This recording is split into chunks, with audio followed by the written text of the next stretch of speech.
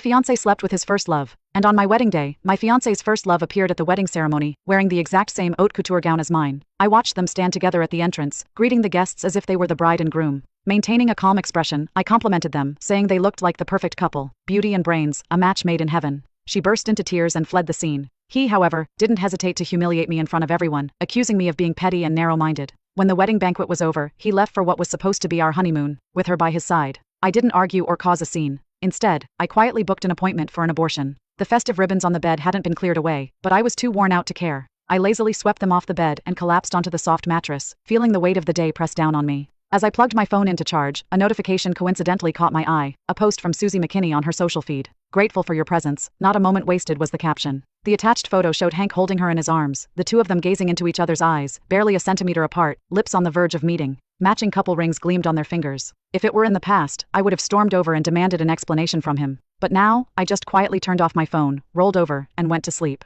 The following days passed in silence. I didn't receive a single message from Hank. Instead, my feed was constantly flooded with Susie's updates, photos of them kissing, shopping, laughing together, as if flaunting their happiness for the world to see. I didn't react, didn't feel anger or sadness. Instead, I contacted a lawyer and began preparing for a divorce. Hank Dawson and I had been together for 8 years, since our university days. Although we had only recently hosted our wedding ceremony, in actuality, we had sealed our marriage legally right after graduation. It was a quiet, impulsive moment, no ceremony, no bridal gifts, no jewelry, just the reckless passion of two young lovers. But now, that passion had long since faded, leaving behind nothing but a mess to clean up. Nearly 2 weeks later, I was sitting at home, reviewing the draft my lawyer had prepared for the divorce. The house was quiet, but suddenly, the sound of a key turning in the lock broke the silence. I looked up, and there they were, Hank walking in hand with Susie. Our eyes met, and I saw a flicker of awkwardness flash across his face. He quickly let go of her hand, his voice strained as he tried to explain. "How many times do I have to tell you, there's nothing between me and Susie?" I cut him off mid-sentence, tired of the same old lie. "You and her are just like brother and sister." "Yes, I know."